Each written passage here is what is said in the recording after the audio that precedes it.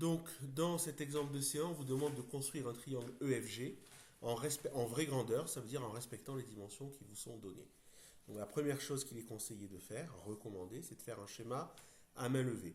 Que ce soit sur un cahier de brouillon, sur une feuille de brouillon, ou même ici, dans votre cahier de cours, ou bien dans un contrôle sur votre copie. Donc, vous avez toujours le droit de faire un schéma à main levée. Nous allons donc tracer un triangle EFG. EFG. Donc les traits ne sont pas droits, mais c'est pas grave. Et on va reporter les bonnes longueurs. Donc on vous donnait les bonnes dimensions. La longueur EF doit faire 7 cm. Les angles, le premier angle c'était FEG. Donc je vous rappelle, vous avez vu en sixième que le sommet de l'angle, ici c'est le point au milieu, c'est E. Dans le triangle, donc FEG, c'est l'angle de sommet E qui doit faire 50 degrés. F, E, G. Les deux branches de l'angle sont EF et EG. Ensuite, on vous dit l'angle EFG doit faire 20 degrés. Donc EFG, il est ici, 20 degrés. Une fois que vous avez fait ce schéma, maintenant vous n'avez plus qu'à prendre la règle. On va commencer par faire un segment EF de 7 cm. Donc avec votre règle, on trace EF de 7 cm. Ensuite, nous allons prendre le rapporteur. Alors le rapporteur, le mien n'est peut-être pas gradué dans le même sens que le vôtre, en ce sens que moi, il va de 0 à droite jusqu'à 180 à gauche. Vous, ça peut être l'inverse. Mais c'est pas grave, le principe reste le même.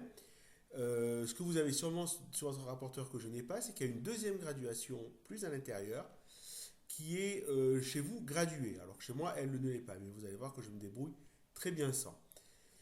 Donc ici, je vais devoir faire un angle de, si nous revenons, 50 degrés. Donc il faut repérer le centre de votre rapporteur. Normalement, il est situé au milieu, entre la graduation 0 et 180. Chez moi, c'est ici. Chez vous, ça peut être représenté par un petit trou ou une croix sur le plastique si c'est transparent.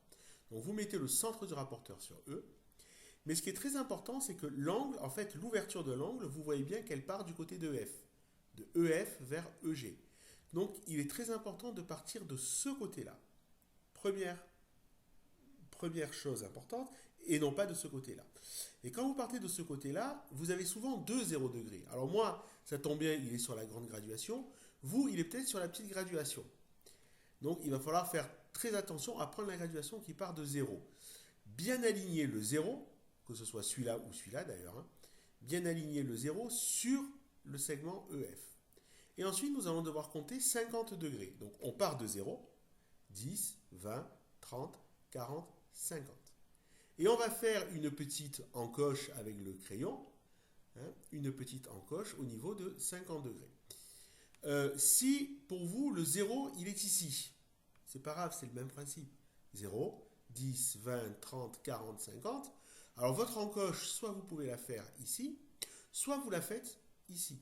Alors, vous ne lirez pas 50 sur cette graduation, vous allez lire 130, mais c'est pas grave, puisqu'en partant de 0, vous comptez bien 10, 20, 30, 40, 50 degrés, c'est ça qui compte. Donc, quand vous avez fait votre petite encoche, eh bien, on enlève le rapporteur et on va tracer une demi-droite, puisqu'on ne connaît pas la longueur de ce segment ici EG, donc je ne peux pas faire un segment, on va faire une demi-droite d'origine E et qui va passer par la petite encoche, de sorte à ce que l'angle fasse bien 50 degrés. Donc je trace.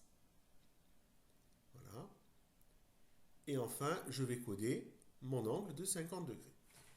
Maintenant, je vais devoir faire cet angle de sommet F de 20 degrés. Alors vous voyez que je l'ai codé différemment. J'ai fait un petit trait. Pourquoi? Parce que quand deux angles ne font pas la même mesure, on ne peut pas utiliser le même symbole pour les coder. C'est comme les segments. Donc pour changer de symbole, j'ai rajouté un petit trait. Je peux rajouter un cercle ou deux petits traits, comme pour les segments. Donc 20 degrés, je prends mon rapporteur, le sommet du rapporteur, le centre, je vais le déplacer sur le point F. Et cette fois-ci, je vois bien que l'angle, il faut qu'il parte du côté FE.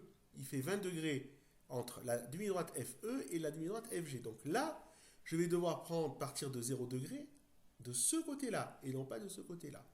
Donc vous voyez bien que moi ici j'ai un petit problème, c'est que j'ai 180. Alors vous, ça tombera mieux puisque vous aurez 0 degré. Mais c'est pas grave, on peut toujours se servir de la graduation intérieure. Là, je sais que pour moi, c'est 0. Donc je vais compter 20 degrés, 0, 10, 20. Pour moi, 20 degrés, il va falloir que je fasse une encoche soit ici, soit au niveau de 160 degrés, mais c'est pareil. Donc je fais mon encoche, voilà, au niveau de 160 degrés. J'enlève mon rapporteur, et maintenant je trace, et je suis sûr que l'angle que j'ai pris ici fera bien 20 degrés. Je code. Voilà. Eh bien, c'est terminé, puisque j'ai ici un angle de 50 degrés, un angle de 20 degrés. Je sais bien que le troisième sommet de mon triangle, le point G, sera ici. Donc j'ai qu'à terminer ma construction, je place G, je code bien que j'ai pris 7 cm ici, et ma figure est terminée.